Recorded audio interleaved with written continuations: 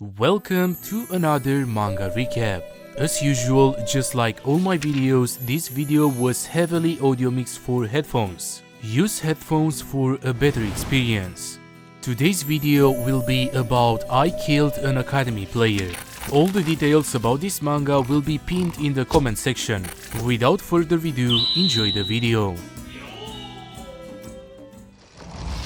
Also, special thanks to my patrons. The wind was gentle and the sun was slowly taking over the room. The moment the light reached his face, he suddenly gets out of the bed. He looks around a bit confused.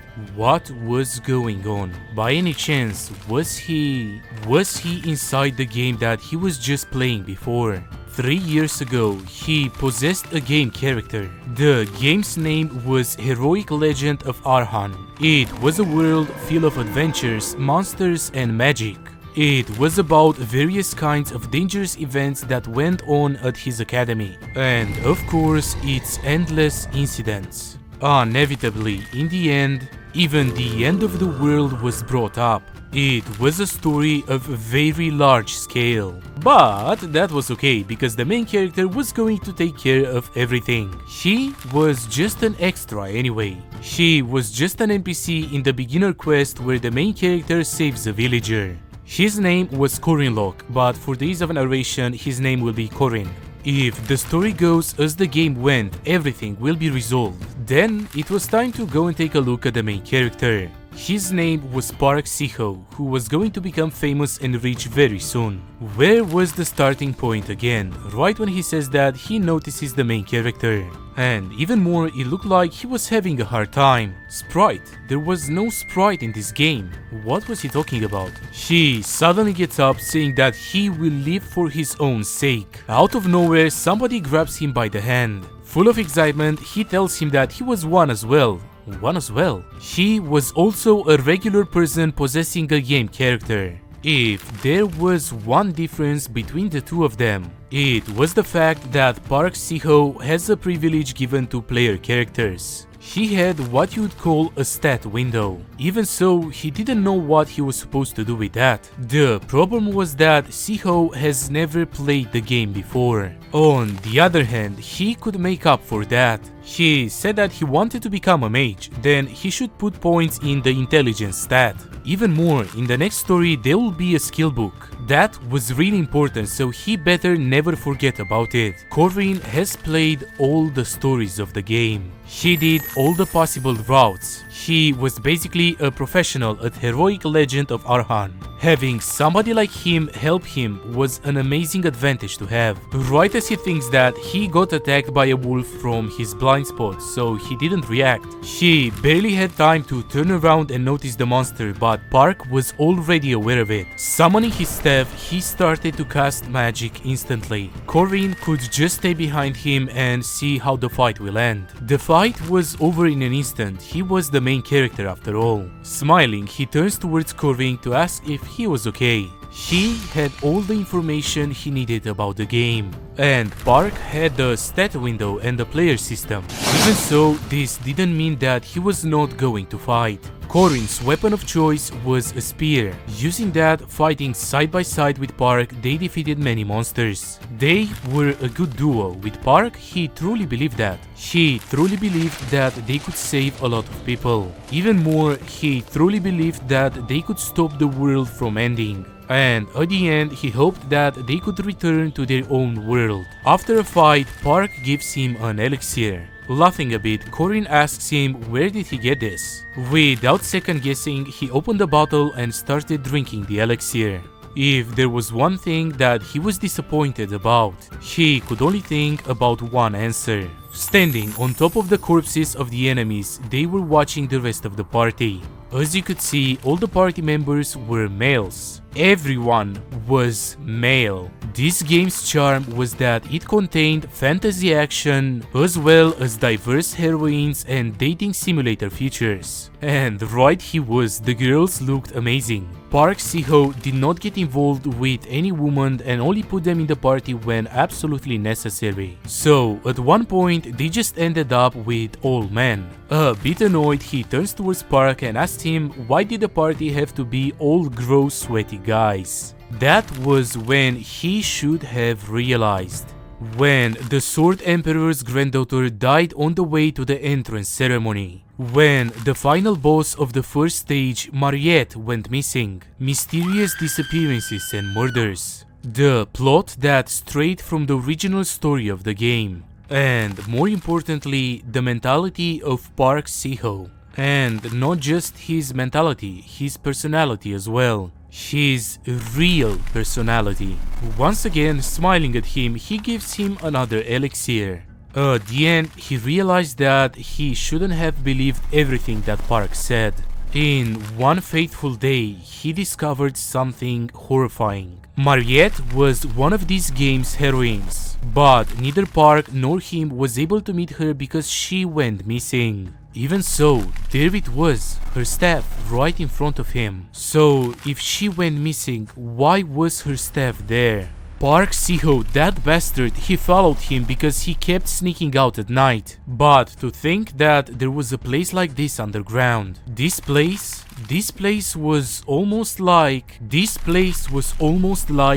inventory. Even more, why was this there? Odaki, this also went missing when another heroine, Alicia, disappeared. And those items were not all. Jagger's mace, another weapon owned by one of the characters from the game. Lark's spellbook was also there. These were all items of characters that went missing as they progressed in the game. And even more, the most concerning thing was the following. Right in front of him, chained and preserved, there was a body of a girl. It appeared that she was not conscious, but she was being kept alive. It was the heroine Mariette. Right a couple of seconds later, somebody started talking behind him. Of course, it was Park. She was annoyed. Why was he there? Without hesitating, he turns around and starts asking him all the questions. What was all that? Back then, he said that he went after Mariette and lost her. Ah, that. Well, she was a demon anyway.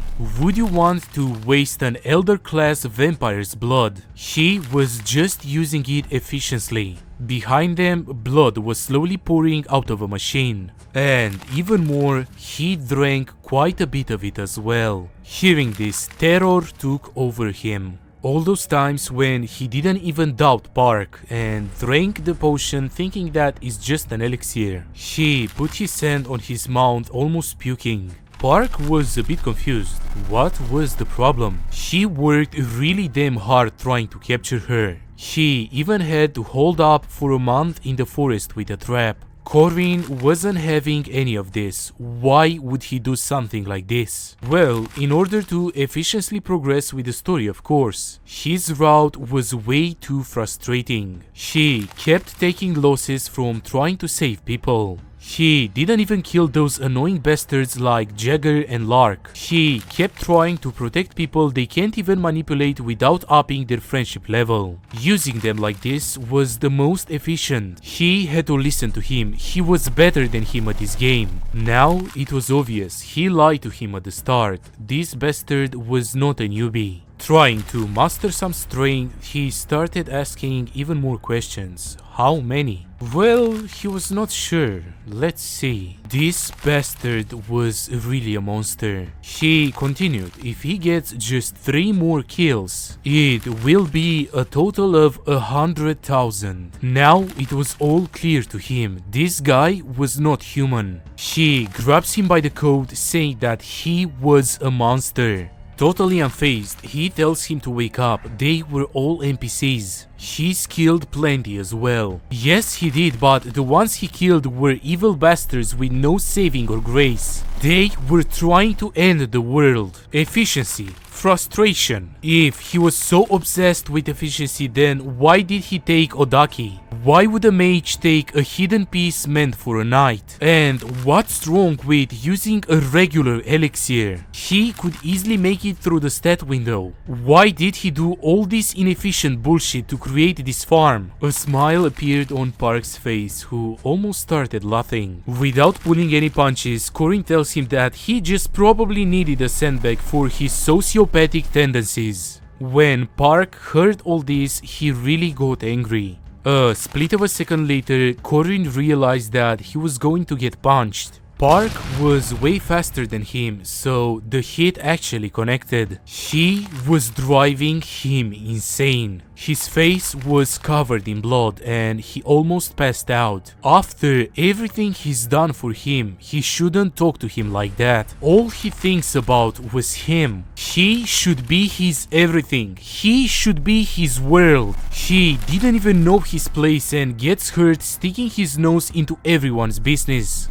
Even more, all he does is stare at bitches. Park decided right in that moment he won't do it anymore. He wasn't going to hold it in anymore. Hearing all this, Corin was scared and confused. What the hell was he saying? Was he... He instantly dashes backwards panicking. Was he that kind of character? They've been together for 199 chapters, so why was he suddenly trying to change the genre? He removed everything that could get in his way until now. He did all of this for their future. He was a bastard. Then the reason he only put guys in their party was, well, the other man was just for looking, so better not mind them. The only one he really loves, the only one who really loves was him. A split of a second later, he instantly punches Park in the face. He was fucking terrifying. He was scared as fuck. He never even got a girlfriend before. While he was running, Park's magic almost reached him. A second later, it manages to grab him by the foot. He was both scared and disgusted in the same time. This wasn't it. This isn't how he imagined the story. She can't run from him now. He was going to trap him forever. With a grin on his face, Park told him that he was going to be his. In this fake world, she was the only real thing. At this point, Corin was having a mental breakdown. He was freaking him out. He was an insane bastard. With a smile on his face, Park said that everything will be over soon once this fight was over. Again, he takes a second to look at Corin and then tells him that they will be together forever. When he opened his eyes, he noticed that he was not in the normal dimension anymore. This was probably a plane that Park Siho made. The last stage is opening. Looking at the sky, he realized that the final stage has begun. He has always killed everything on his own. He was sure that he will probably win against the final boss as well. He was afraid to think what will happen after he defeats the final boss. What in the world will happen to him? Player has died. Challenge failed. He took a second to realize what he just heard. Did that son of a bitch just lose?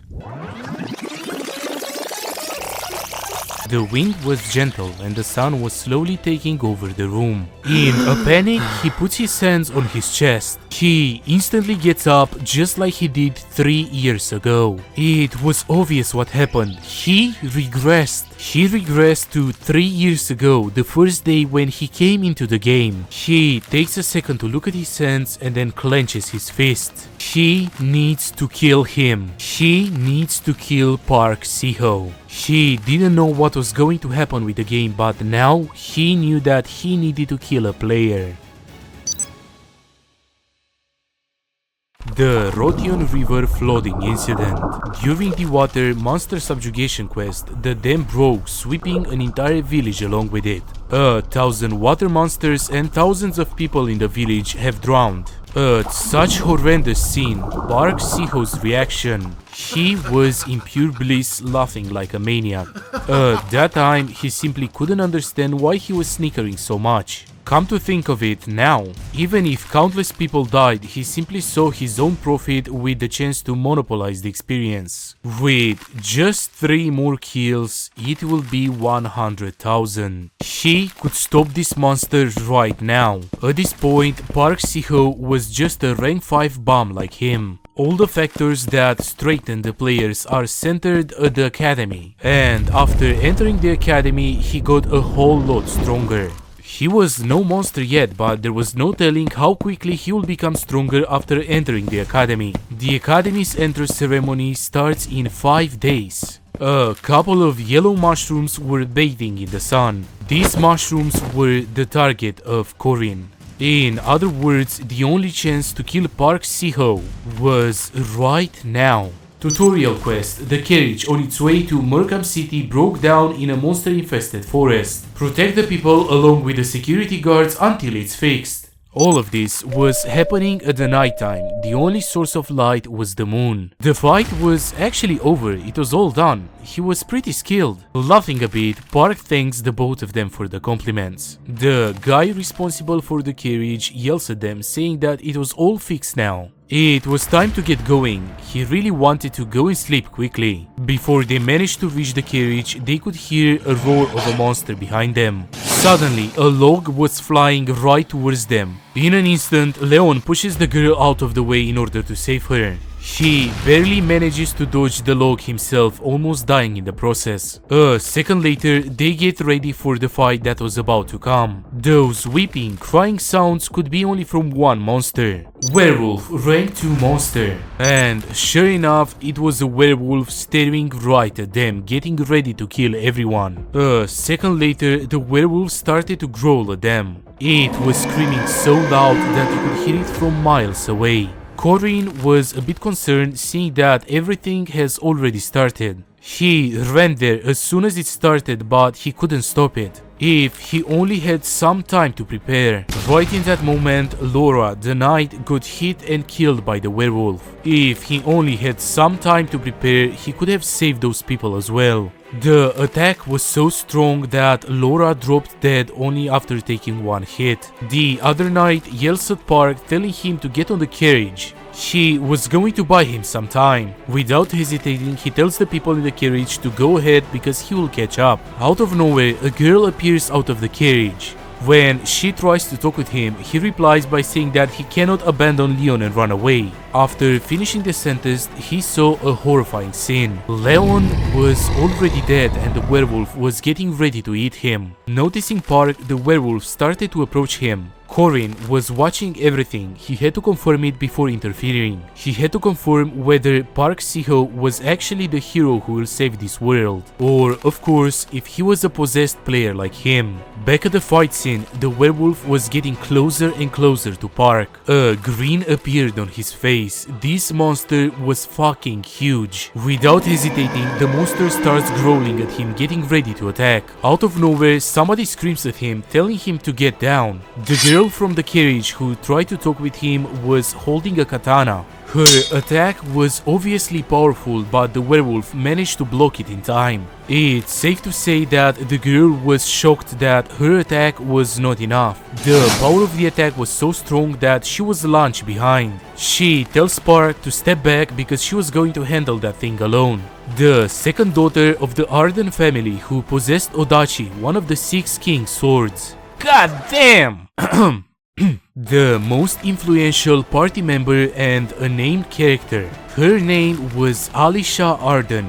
Even in the tutorial episode, the Easter egg existed, and that Easter egg was Alisha Arden's. She didn't expect Park to suddenly attack her from behind. She was not going to let this moment slide. The Easter egg was Alisha Arden's death event. A second later, blood splattered everywhere. Corinne was speechless. After all, it was him. This was Siho. Scared and in pain, she turns towards him asking why did he attack her. And even more, it seemed like the blade was poisoned. With an evil smile on his face, he says that his hand slipped because he was too nervous. Even worse, the werewolf was getting ready to attack her. In that moment was clear as day that she was in danger. Even so, wounded and poisoned, she manages to block the attack of the monster. If Alisha Ardens dies during this quest, he would get his hands on Odachi. And after that, he would be able to join Lunia Arden's party, who was a great swordsman. She was poisoned, but she was not dying easily. Was this because she was a named NPC? Because she was being slowly overpowered, she put some distance between herself and the monster. She knew that she had to calm down, even if she was wounded and scared. She had to focus. After a second, she opened her eyes, getting ready to fight. Alisha Arden's perfect footwork skills. This is what was going to let her win this battle. Sensing that she was ready to attack, the monster roars and charges at her as well. Even so, the energy gathered around her blade was so powerful that the blade started to shine. Park knew that at this rate she just might kill the werewolf alone. Of course, he couldn't let that happen. Saying that, he took out another poison dagger. A second later, he threw it right towards Alisha. Because she was focusing, she reacted fast enough to deflect it. She had a feeling, but this wasn't a mistake after all. Even so, she had to fight two enemies in the same time. The werewolf was right next to her. In that moment, she raises her sword, getting ready to attack the monster. She actually managed to stab the monster with all the length of the sword. The problem was that the werewolf was close enough to bite her.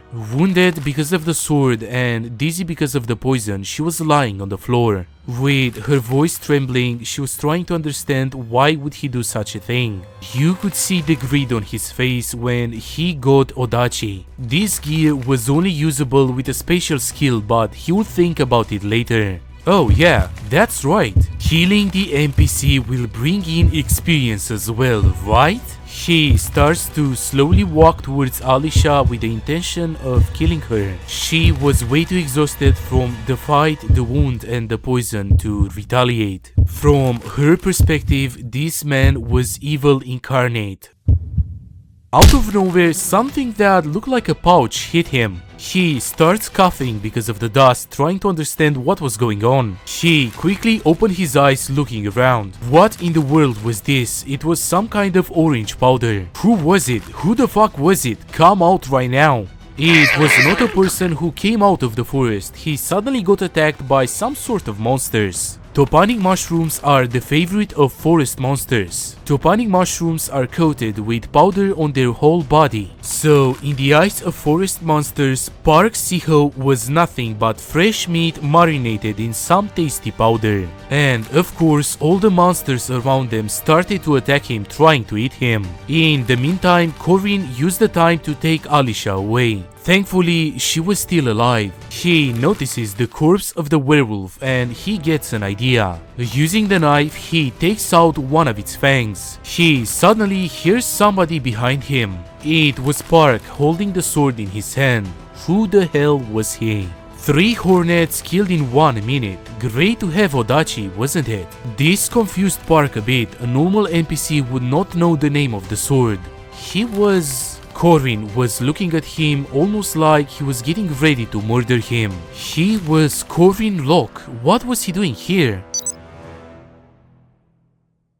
So, how come that he was there? His reaction meant only one thing, that he lost his memories from before. That was great then. He suddenly tells Park that he was going to cut his hand off if he holds the sword like that. A bit concerned, he actually looks at the sword. Corinne used this opening to close the distance between them and try to punch him. At the exact last second, he stopped with a punch and threw sand towards his eyes. Park was angry, but he couldn't see properly anymore. He started to swing the sword left and right even if he didn't see his target. He may be clumsy with the sword, but he was definitely quick. Park Siho's still way better than him physically. He didn't have a choice but to push himself. With a quick attack, he aims for his throat, but Park manages to dodge. This was exactly what he wanted to obtain. Imagining having that rammed onto his neck reeked of death.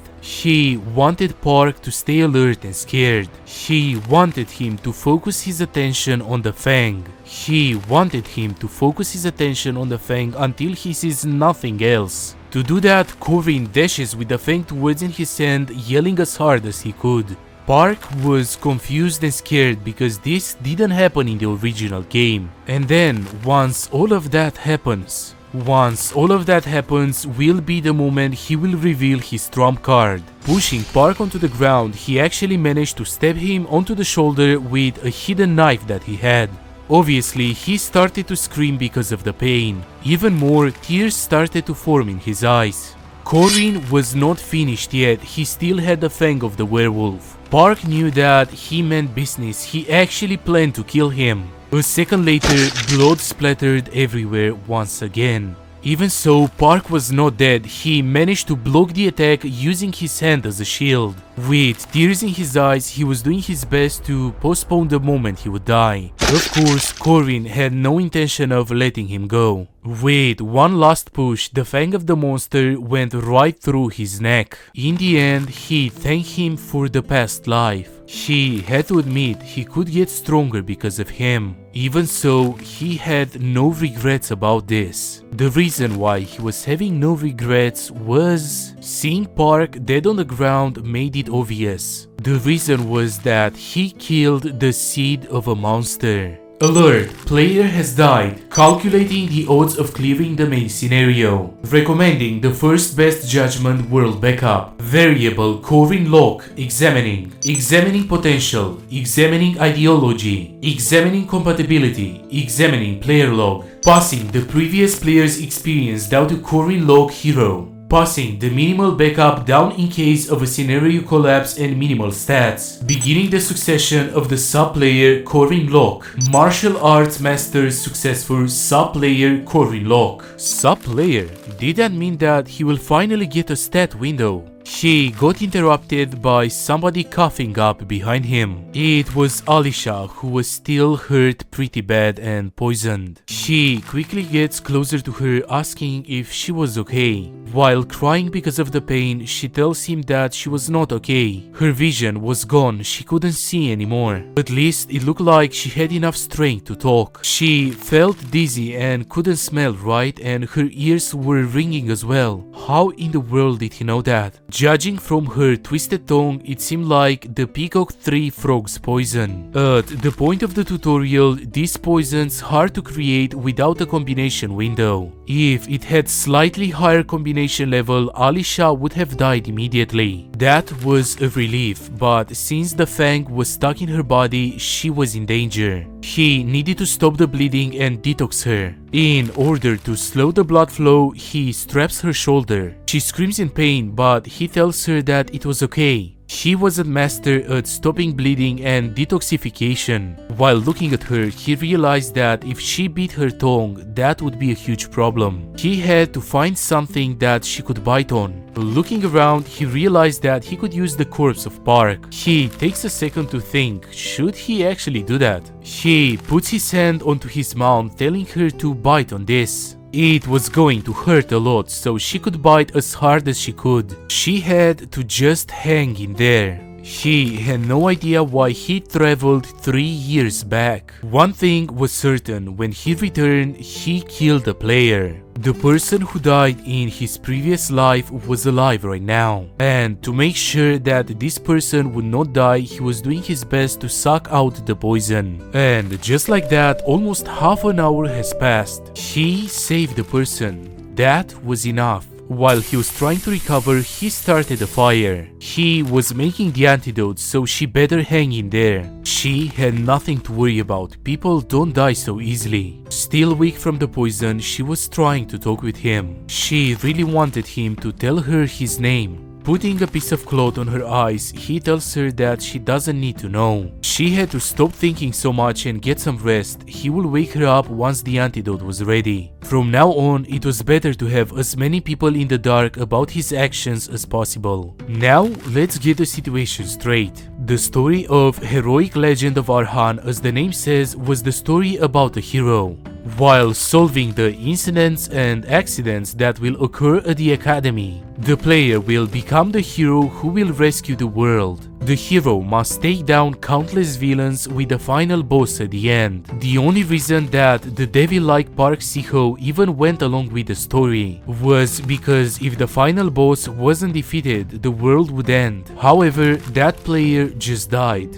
Then who will fulfill that role? Of course, he knew that he had to be the one to do it. But these fuckers, if they were going to make him do it, at least do it properly. System, you do not have permission. System window, you do not have permission. Inventory, you do not have permission. Combination window, you do not have permission. He became a sub-player, but he can't use any of the player's convenient devices at all. He was so excited to see the stat window, but in the end it was all the same. It was too hard to be the backup for something you don't know with just the future memories he came to know during his past life. He needed to use factors external to the system. For 3 years, he trained to his limits. He was no longer a normal possessor or an extra. After writing a fire rune onto the ground, fire magic actually started to form. The fire became brighter and brighter, rising into the sky. As he thought, it worked. He was desperate to survive as well. As for someone who's up for magic, the only magic he learned in his past life was the runes. Ancient letters with magical powers of their own. Duty, restraint, and oath, known as the runes of 3 commandments. Those were some of the most powerful laws in the world. They are the source of superhuman strength and the cause of destruction. He will inscribe all 3 of those onto his body. Among them, the first one was duty. While he was writing the rune on his body, he could feel the pain. This commandment grants the caster extra powers when honoring a self-imposed oath. You can keep doing stables duties such as not eating chicken, but since they are very easy to adhere to, you barely earn any stats from them. In conclusion, although it was pretty demanding, he needs to make promises that he will have to follow until the end. He shall not turn a blind eye to the misfortunes of good people. That was his oath. Duty, I shall not turn a blind eye to the misfortunes of the good people. Your status will rise whenever you clear a quest. Failure to do so incurs a penalty of 10. The second one was restraint. Again, using his own blood to write the rune, he had to withstand the pain. Restraint. I do not perceive spirits. In this world, everything has a spiritual feeling to it. Even more, astral beings like ghosts and spirits without material bodies exist. Since astral beings only get involved upon mutual recognition, they cannot use any of their powers on unconscious people and those without spiritual feeling. Alert! Upon disobeying the bind, you shall receive 600% damage against all subjects as opponents. Activating restraint. Astral beings hit ratio 0. Psychical beings hit ratio 50%. The penalty of an astral being not being able to meddle with him because of the commandment has become a protective shield that guards him from all astral beings in the world. And now the last one.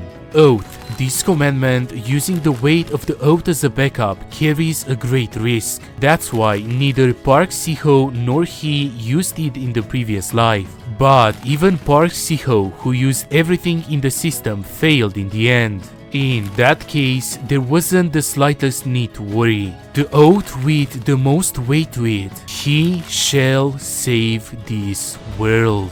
The great ambitions the warrior must pursue. An oath seeking literally the greatest ambition. The commandments are now complete. Alert! The commandments will now be applied to the sub-player. Failure to uphold your oath. In that moment, he could feel the power of the runes surging through his body. Will result in certain death. If you watch until this point, come on, subscribe. After a while, she finally opened her eyes. Even more, she was in some sort of a bed. The moment she tries to get up, she could still feel the pain of the wound. A nurse that was around her noticed that she was finally awake, so how was she feeling? Of course, she was confused, not knowing where she was. The nurse tells her that she was back in the city in the emergency hospital. Where was the person that brought her there? Pardon? Her guardian just left. Just left! Of course, a second after, she looks around to see if her stuff was there as well. She could clearly see her stuff and a belt that she didn't recognize. It was probably her savior's belt and it still had blood on it. Without wasting a second, she calls out the nurse. A bit startled, she quickly replies, "Was there a place that sells honey bomb candy?" The nurse replies that she could only have stew for now. 3 days after the tutorial quest, the day of Merkaba Academy's entrance ceremony. He needed his student ID to enter, and when looking for it, he notices something that was not there initially. A letter. He didn't remember putting that in there. "To my proud son, you don't know how proud I am of you. Become a wonderful man who protects many people, like those who are by your side as great protectors." When did she secretly put that in there? Corvin was a normal incompetent child, but even he has a family. When he first possessed this body, he acted awkward and unfamiliar. But even so, they treated him as family without change. And that's how, slowly but surely, he began to love his family and also this world. That was the difference between Park Siho and him. The same day, the station was full of trains. And even more, it was full of people. This was the academy. A beautiful girl with blue hair started waving at the students. She also asked them to gather around her. She goes to Corvin asking if he was a new student as well. After he introduces himself, she couldn't help but admire how tall he was. Out of nowhere, she asks him if he wants a potato. A potato. And just like that, taking a train, the students left towards the city. This was Mariette Dunalev. She was showing the city to the new students. That was the creation building, where the magic students gather and conduct their research. A first-class, second-year academy mage who receives the blessings of everyone and walks the broad and level road. As life goes on, people experience a lot of unpredictable misfortunes and tragedies in this world. And there are depths of despair that must happen to Mariette Donalev in the future. In the end, this friendly girl will turn in the first act's final boss. Even so, for now, it was time to get off. They could all take one potato and one sweet potato each. Happy as a child, she keeps waving at them while the train was going away. And just like that, a bit later, they arrived at the Merkaba Academy. The space expansion magic was starting. Everything got suddenly pitch black and everyone started to panic except him. They could hear a voice telling them to not be flustered, young ones. To think that the new candidates of this academy are being taken aback by something like this. That was Old Man Heyman's voice. His pattern was always the same. It was basically like a boot camp.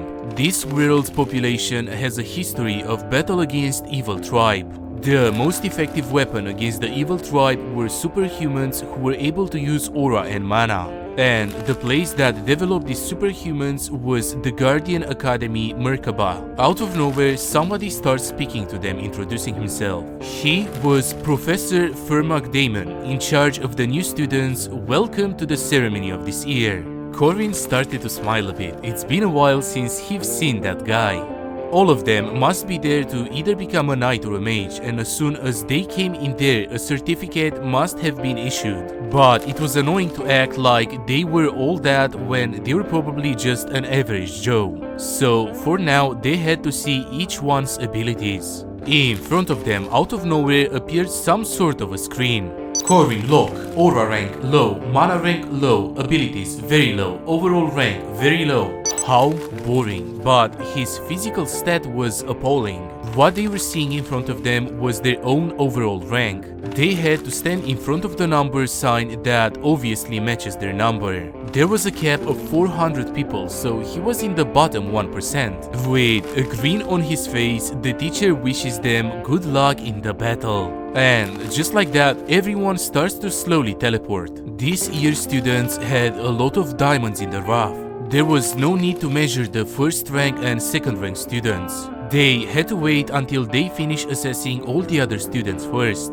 The granddaughter of the sword genius Alisha Arden, Avalon's druid Yuel, mercenary of the sword control Dron Warsky, golem sorcerer Cranial Luden, and last but not least, the only first rank, the heavenly yaksha Varang, to think that that child is enrolled. Just what was the director thinking? Was there any point in testing the 6th ranks? Even the 5th ranks weren't looking that great. They could just throw out the incompetent 6th ranks to begin with. The witch behind him got angry. The director said that all the students should walk the path of learning. Did he disagree with him? Well, anyways, let's just begin the test. Out of thin air, a weapon case appeared in front of everyone. In 30 seconds, monsters will swarm. They had to deal with them as much as they could. A test that puts you into a place with nothing and makes you fight monsters based on your level. It was as unfriendly as ever.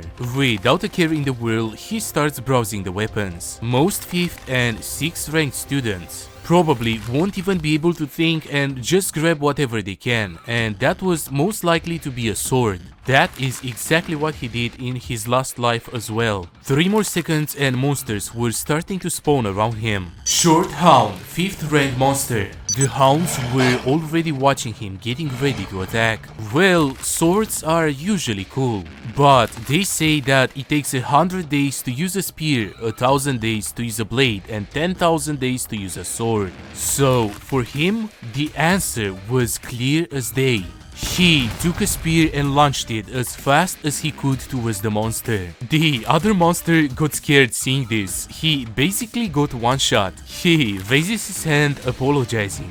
A second later, the rest of the monsters starts running towards him. Again, just like the first monster, he only had a split of a second time to react. He was sorry, but he had way too much experience killing monsters like them. Let's see, 12 seconds, it took him a while. In his previous life, he couldn't even kill these short hounds and got eliminated. But of course, this time it was different. He was going to kill them all until the next rank. And just like that, he waited for the next wave. That was the plan, but he hit the 5-minute mark and nothing happened. Why was nothing coming out? Was the system broken? In the other rooms, people were failing left and right. Some were running away screaming that they needed somebody to save them. The teachers were watching everything. What are they going to do if they can't even kill those? Back in his day, he could kill a 5th rank monster in 1 minute and 22 seconds. The 5th ranks are like that, so there was no point in looking at 6th ranks. Wait a second. Corin Locke, 6th rank. What in the world? Did the monsters not get summoned? It must be a bug. Suddenly, he sees that the same monsters that he just killed spawned again. Why were those guys there again? After spawning the monsters, the teacher turned towards the other students. 2 seconds later, and Corin killed the wolves again. The teacher was looking at somebody else. Was this the first passer? It took them 7 minutes and 20 seconds. The 3rd ranks will also just need 2 or 3 minutes. Just what are the 5th and 6th ranks doing? Wait a second. What was up with that bastard? Why was he like that again? Was it broken? The monster summon keeps malfunctioning. Somebody else approaches him. Broken? No way. Madame Josephine's test magic has never made a mistake in 20 years. Okay, but someone who should have been eliminated a long time ago was just standing like that. It was obvious that the monsters weren't being summoned. Did he see the monsters not get summoned? Well, no, there was a need for him to see that, so he didn't see it happen. He was telling him again it was just a bug, he will summon them again. What the hell, what do the same bastards keep coming at him? He was angry, it was not like he was training a dog. In a split of a second, he one-shot all the monsters. Level complete, 7.3 seconds. This time, both of the teachers saw this. 7.3 seconds. What in the world was that guy? They turn around and call out to Professor Fermack. What was the fastest record for the 3rd and 4th ranks that he was in charge of? There was a kid named Jagger who got 3 minutes and 30 seconds. Why were they asking? Well, it was nothing much. Seeing how he was quite good at throwing the spear, he must be the son of a hunter. Then, Matt Bohr, 4th rank monster. This time it was a different monster, a stronger one. It was time to see if he could face a 4th rank monster. Level complete, 3.7 seconds. At this point, they didn't know what to say. Okay, this time this won't be easy. Owlbear, 3rd rank monster. Just like the name suggests, the next monster was a combination of an owl and a bear. He wasn't scared though, he was just looking at it, waiting for it to attack. The monster immediately tried to attack him, but he quickly dodged the attack. He quickly followed up with a spear shot right in the abdomen. Even so, the monster was unfazed, it actually tried to hit Corin again. Seeing that this monster was a little bit stronger, he starts using runes. A second later, the monster was covered in fire. This surprised everyone. This was rune magic. Hearing this, all the teachers turned towards them. Back at the battle, the monster was still burning, but it didn't look like it was effective. Of course, Corin was quick to realize that it didn't have much of an effect. But damage isn't what he aimed for. If it blocked his vision, striking from above, he manages to stab the monster in the head with a spear. If it blocks its vision, then that will be enough. That kid was definitely not a mere 6th rank. It was a shame that the monster test only goes up to 3rd rank. A fun guy has appeared for the first time in a long time. He was excited to see him fight evil spirits as well. So it was time to begin the 5th rank evil spirit test. Corin was looking around. Something was definitely summoned, but he couldn't see it or hear it. Because of the restraint penalty, he couldn't sense or interfere with souls, ghosts, or spirits. If so, that meant that he couldn't interfere with evil spirits as well. Let's see if it was as he expected. He waited 5 seconds, 10 seconds, 30 seconds, until a whole minute has passed. It was done. It was definitely activated. Then, since he confirmed everything, he raises his hand and just gives up. Evil Spirit Test withdrawn. Monster Test 5th rank, new record. 4th rank, new record. 3rd rank, new record. The teachers didn't know what was going on. He withdrew? This kid just... what in the world was he thinking? After the fight was done, the students were talking with each other. Of course, they were asking each other what rank they got. One guy replied that he got 4th rank. He was fucked. What about him? Laughing a bit, he replies that he got 3rd rank. Then, did he kill both the old bear and the banshee? He was very proud. This guy was Jaeger, I don't know how to pronounce that name. That kid was the guy who started a fight with the player at the beginning of the story. Park Siho killed him because he got pissed off. Although Jaeger was arrogant and a bit delinquent, that was common at that age. Anyway, what a lunatic. The 5th ranks were grouped together. So, there are those who even lose to short hounds and ghosts, huh? Lark, in his past life, he couldn't get over his inferiority complex. And while slandering him and Siho, he received the same fate as Jaeger. Out of nowhere, somebody starts talking in the mic. He was the director, Eriu Kasar. In order to become strong, they have entered this academy where the strong gather. Some have enough, while some still have a long way to go. Although he couldn't guarantee them that they will get what they wanted at the end of their time there, he hoped that they would be able to find their own path in this place. They were merely there to help them take the correct first step. Starting from the second step, it was their own responsibility. With a smile on his face, he tells them that that was all. Have a good day. And just like that, the crowd started to disperse. From that day, he was the 3rd rank knight, Jaeger. He suddenly approaches Lars, seeing that he was just standing in a corner reading. What rank was he? Well, he was a 5th rank. 5th rank, how pathetic. Could he even kill the ghost, or was it the short hound?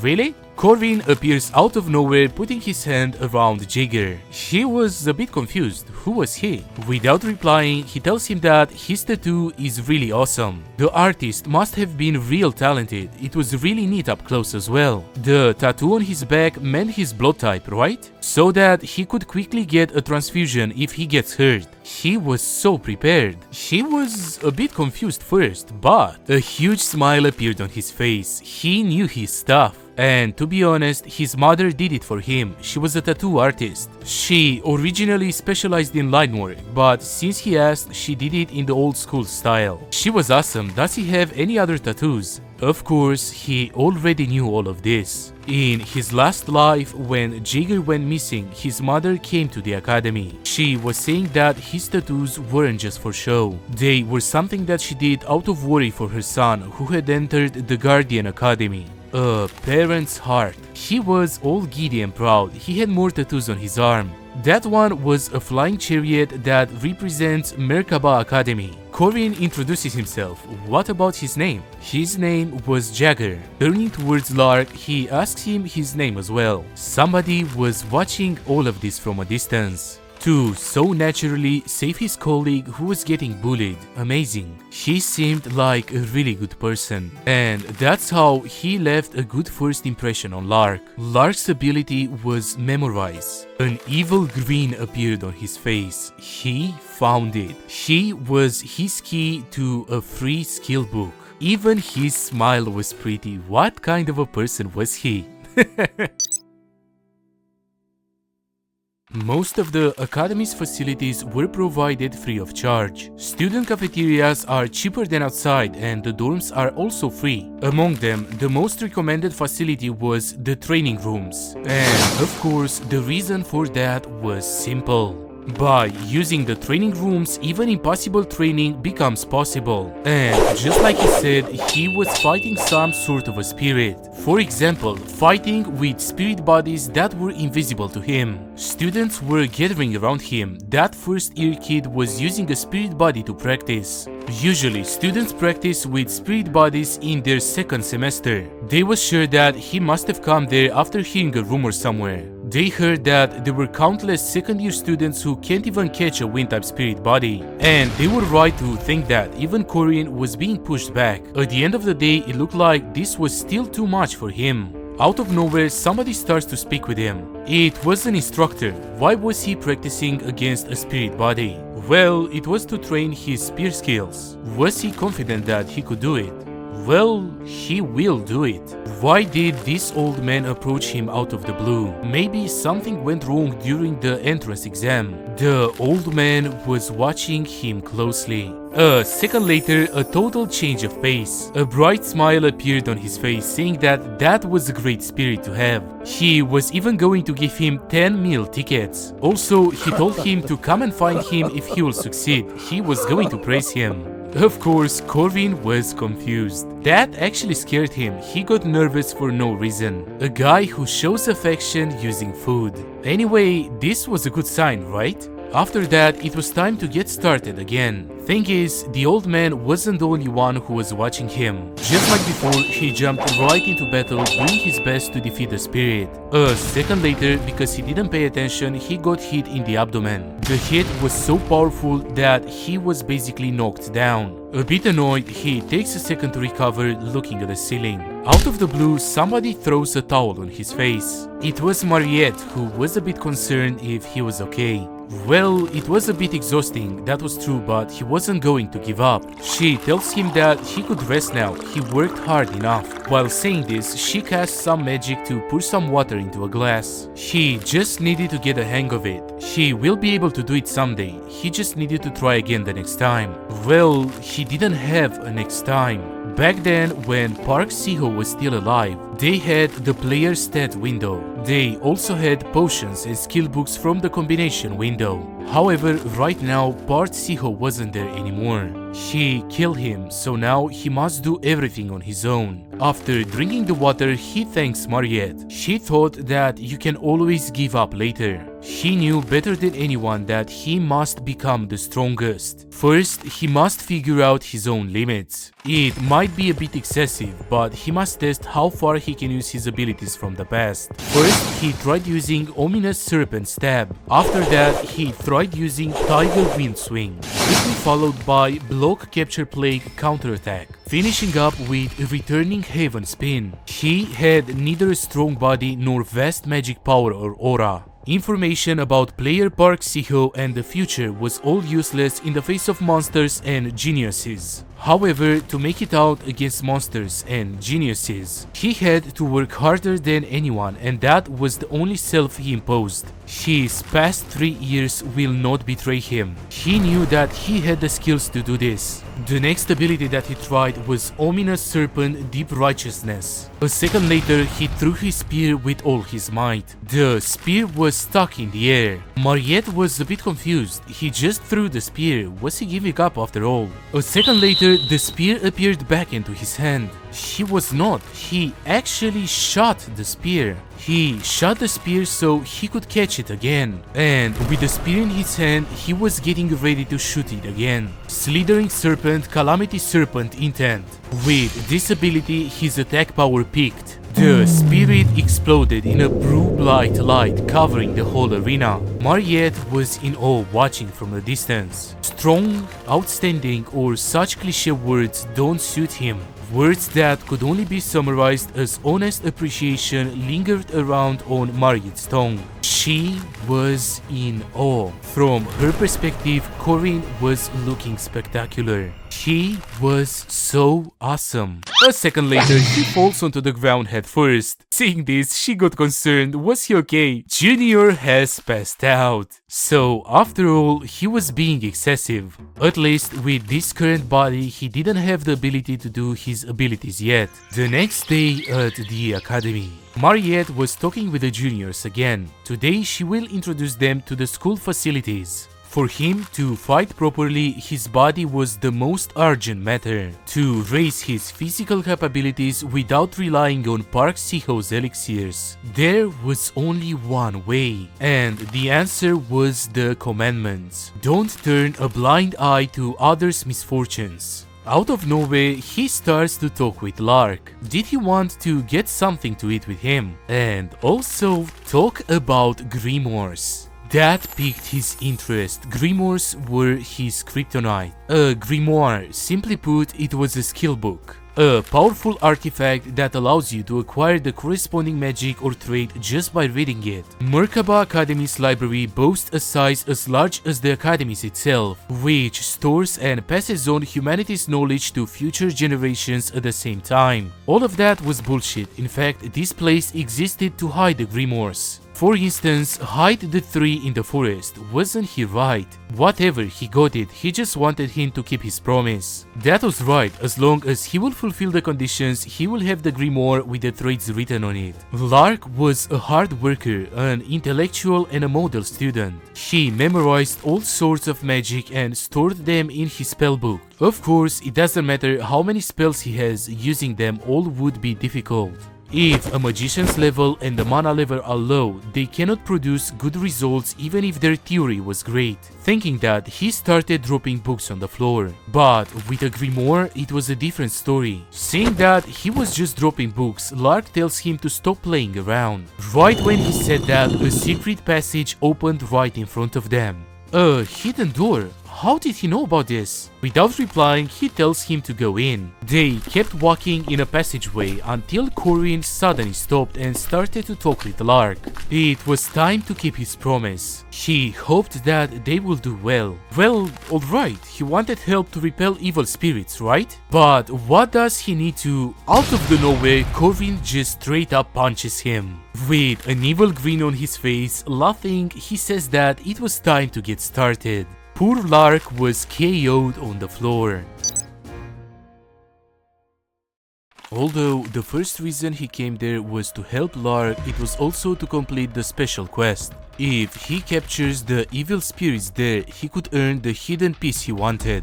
But of course, there was a small problem. And that problem was staring right at him. Sebancia Duke, Special Evil Spirit. This was a quest made to be impossible to complete. How was he supposed to catch a special evil spirit and not just an ordinary one? And that special evil spirit wasted no time in trying to attack him. The attack from a General Duke who commanded the South 800 years ago. Most players die as soon as the quest begins. Of course, he planned ahead of time for this. He wasn't affected. The attack didn't work on him at all. Because of his restraint, he couldn't perceive spirits. Doesn't matter how much he will try, the Duke's attacks will not work on him. Of course, the problem was that he couldn't see him either. Even so, he starts talking with the Duke, apologizing cause he couldn't see him. How about he just enters this guy's body? Of course, the Duke was appalled. In this world, there are factors. This was an element that changes normal humans. They become demi-humans like vampires or werewolves. One day, Sebastian Duke awakens as a vampire and kills his servant. Although he tried to restrain his vampire instincts, he failed. In the end, out of fear of killing his wife and daughter, he evacuates his family and closes down his castle. In order to avoid carnage, he uses magic to seal himself inside of a book. That is the grimoire inside this library. The newly possessed Lark was brimming with power.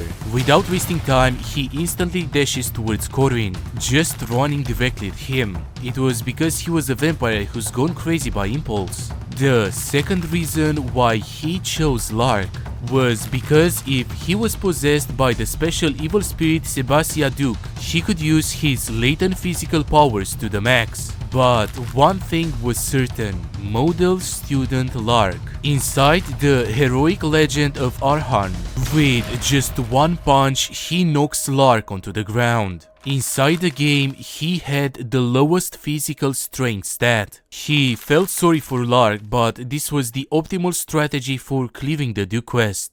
Okay, so if he kills the possessed Lark to finish this, he could earn the highest grade items like the Duke's cape and the vampire's armor.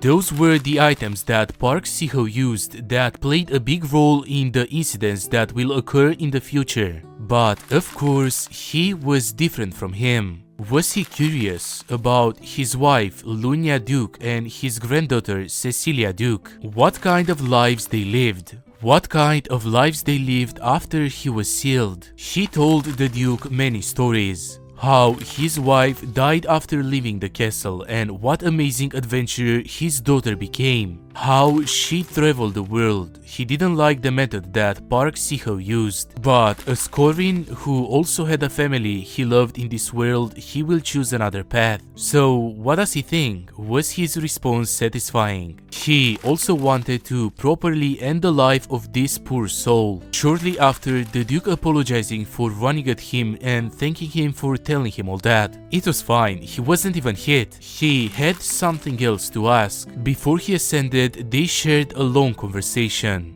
And because of that, he received many important items. Epic item, Soul Dust, Special Evil Spirit Sebastian Duke's Soul Dust. Grimoire, the book that Sebastian Duke's soul was sealed in. It has abilities and spells, and if you read it, you can learn them. Persistent War Against Regeneration. You have acquired a new ability. You have acquired a new ability. You have used a grimoire. Persistent Warrior's Regeneration. Just as that warrior did not lose his fighting spirit, as long as you maintain your incredible will, your body will continue to recover. Persistent Warrior's Regeneration was an ability that Park Si-ho fucker had, but he didn't know exactly how much it recovers because he didn't really get hurt. A second later, Lark started to wake up. Was he up? He better don't push himself. An evil spirit possessed him just now. Was your chin supposed to hurt when an evil spirit possessed you? Whistling away, Corwin pretended that he didn't know. Even so, he gives him the grimoire. The last reason he chose Lark. Could he really have that grimoire? He wanted to see how sometimes the one who try hard receive a reward. Duty. Don't turn a blind eye to the misfortune of those who are kind. Duty execution. Sebastian Duke. Difficult B. Reward 80 points equally distributed. Wait a second, he earned 80 points. Based on the game, you gain 5 stat points from leveling up once. So this was the number of points you'd get from leveling up 16 times. He didn't get a level up notification, so that means the first level quest reward was only 80 points. This was the total, compensating for the fact that he couldn't gain stats directly. But still, for it to be this much experience. Commandment's duty, don't turn a blind eye to others' misfortunes. Stat points, 40 points. Corwin Locke did not turn a blind eye to Lark Bugman's misfortunes. Later on, he was back in the stamina training room. Of course, Mariette was there sharing potatoes. She was surrounded by newbies who wanted some. Was he going back to catch the spirit bodies again? Well, yes. She believed that he could do it. She was going to cheer him on. The guys around her were jealous. How could a 5th rank first year catch a spirit body? He didn't watch carefully, but he failed yesterday as well. She better not give him false hope. Newbie jerk hogging Mariette's attention. Smiling a bit, she asks them if that was so. Then she was going to bet 2 gold coins that the junior will succeed. Why was she betting on him? He just came there to practice. Well, whatever, it was time to focus. He had the stats he earned from helping Sebastian ascend, so he could definitely catch it. He was just curious as how stronger he's gotten. Let's test the weakest basic first. He started with Stab Ominous Serpent. The technique he used to defeat the spirit body before was Slithering Serpent. It's a technique that's quite difficult among the Calamity Serpent intents. Therefore, using the most basic of the basics, Ominous Serpent, it will probably be hard to make a single cut with. Before he has time to finish his sentence, the spirit body just explodes. Of course, to say that he was surprised would be an understatement. Even more, everyone was shocked. 1 blow, and with Ominous Serpent at that. Wait, he's gotten too much stronger, right? What was going on? Mariette thought that he's created a shock after losing yesterday. He succeeded in 1 shot this time. Well, he pretended that that was the case. She must have been watching everything yesterday. No, more importantly, a mage that can track the Calamity Serpent's intent with her eyes. Just what kind of eyesight was that? Without any explanation, he gives him a pouch with gold coins. Pardon? Thanks to him, she earned quite a bit. Of course, she should give him his share. His share?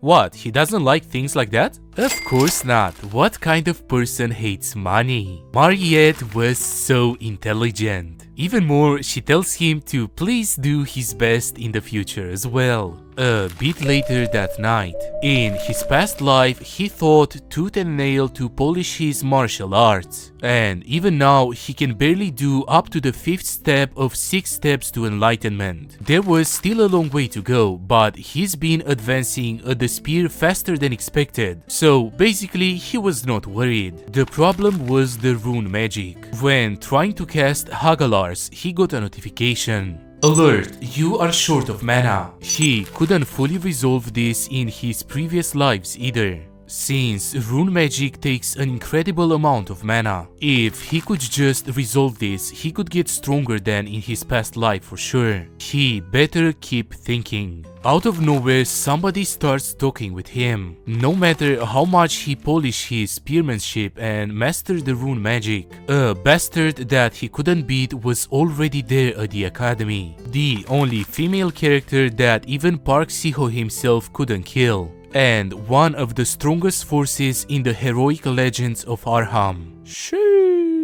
A notorious balance breaker, Heavenly Yaksha Varan. Why was she just randomly there? And even more, why was she speaking to him? He didn't know why, but let's just ignore her and go. She was a bomb that he couldn't handle. She continues speaking. He has been combined. Staring daggers at him, she continues by saying that she doesn't think that he was the owner of that body. Okay, he knew that she was incredibly powerful, but what in the world? She even knew that he's possessed this body. And now we are at the end of the episode. First burning question that everybody has, will I do the next part? Well, for now, the next video of Pick Me Up is approaching. I am not planning to do part 2 right now, but depending on the numbers, I am open to continue the series.